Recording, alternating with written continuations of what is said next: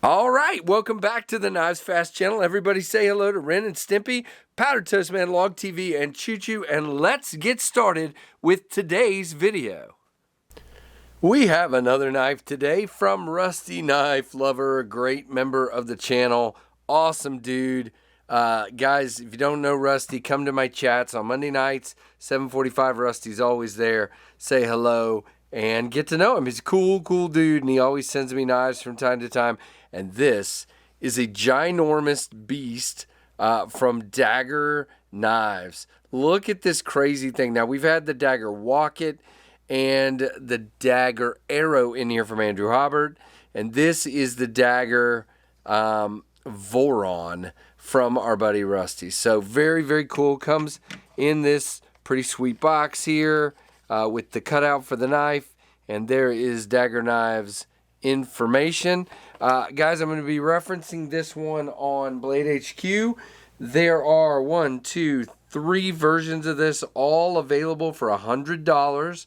A red one with a black blade G10, black G10 with a black blade, and a black G10 with a stonewash blade.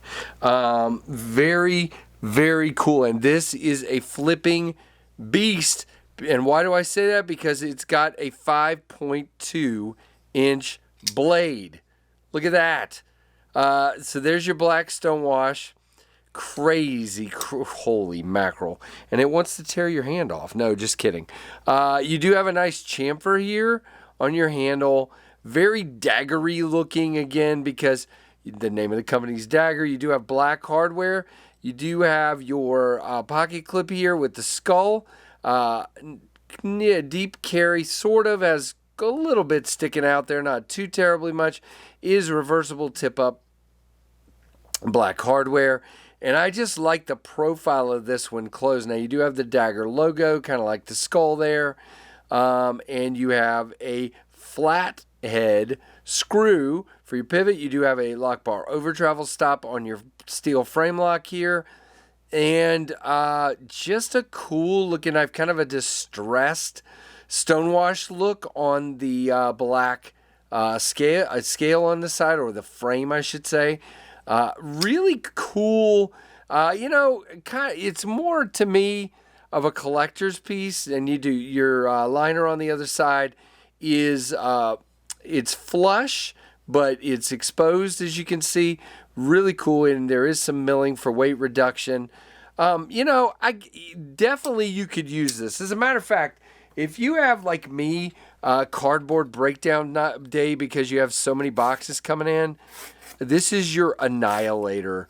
To me, if you're breaking down for recycling, this guy will do extremely quick work of whatever you're cutting. Ridiculous. It is a sharp, slicey beast of a cutter. You can see it's not super thick stock. As a matter of fact, it's thin. We'll look at what that is in a minute. And just a beautiful Wharncliffe blade, upswept, as you can see. Man, that is cool. Now, action-wise, so you do have a flipper tab here that sticks up, has jimping, kind of looks like a bird there. Tweet. Yeah, I know I'm weird. Grabs your finger and just flies open. When you do that, it's just going to drop. So you better kind of get up here near the flipper tab and then let it drop. So I kind of close it, get it on the flipper tab, and then let it drop. A minute ago, I think that blade did catch me, but thankfully I've got plenty of calluses on my thumb, so no big deal. But just be careful of that because it is an absolute dropper. It's running on bearings, and it will go. Now, this is a 8-finger knife. Not quite. More like, let's see, we got 4 there. If you just line them up like that, you can get all 8. But it's about a 6.5-finger knife. It's really crazy. Big beast of a knife. Feels good in the hand because your hand falls in front of this. You could use that to like whack something if you had to. Somebody, like get them off of you or whatever, but I don't recommend that. Just telling you, it's shaped like that. It's definitely got that kind of aggressive shape to it. beast, just a crazy beast. As a matter of fact, let's go ahead. Yes, I know there's cardboard everywhere.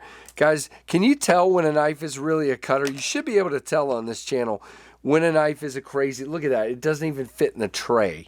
Because I just keep slicing. I can't stop. I enjoy cutting with knives, and then I keep on going. Now, it dwarfs the Rat 1, and it absolutely makes the Rat 2 look like a little baby knife. Yeah, it is enormous. So let's start talking about some of those specs and see what we've got. Now, again, it is available at Blade HQ, and man, is it made well. $99. Very cool. 11.25 inches overall. All right, one more comparison. Here is my Hoback Summit, which doesn't fit in the tray either, but is still way smaller than the Daggerr Voron. Check that out. Now, this is flipper only, of course. 11.25, 5.15 blade length, cutting edge 5.05, blade thickness 0.12, guys, super thin. D2 steel, Wharncliffe, flat grind all the way up here, like not full flat, but very high flat grind. Handle is 6.10. The weight is 6.9 ounces, so almost 7 ounces. But again, not too bad. Does go in and out of the pocket very nicely. I liked this clip on the arrow and on the Walk-It. Good retention here. Let me get my hand back over here. Good retention on the clip. Good in and out of the pocket.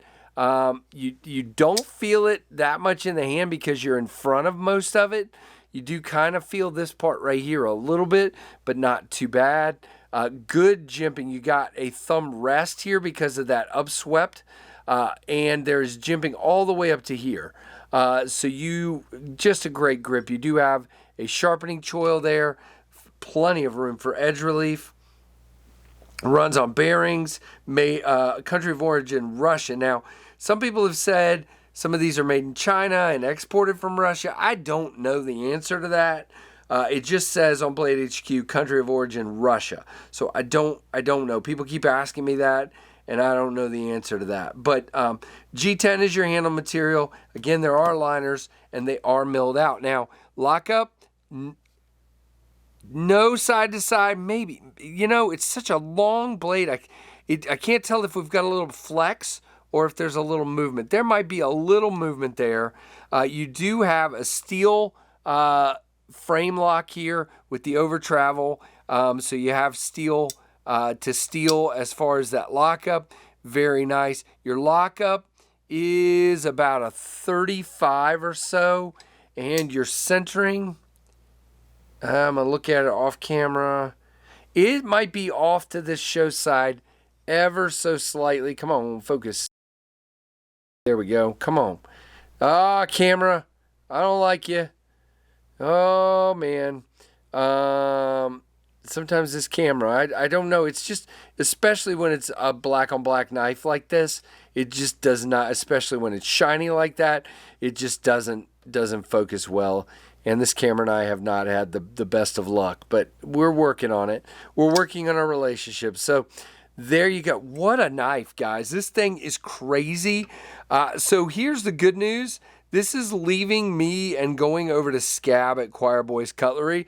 If you want to see this knife have some fun cutting stuff, definitely go over and check out Scab. He doesn't need my help. That guy has tons of subs.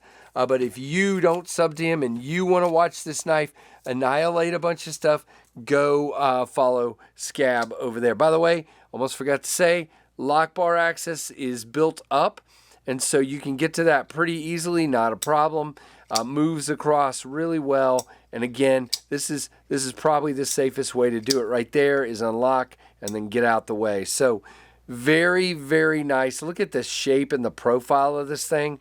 So very cool. Rusty, you are the man for sending this along, and I appreciate it, guys. Give Rusty a thumbs up and a comment. Give me a thumbs up and a comment.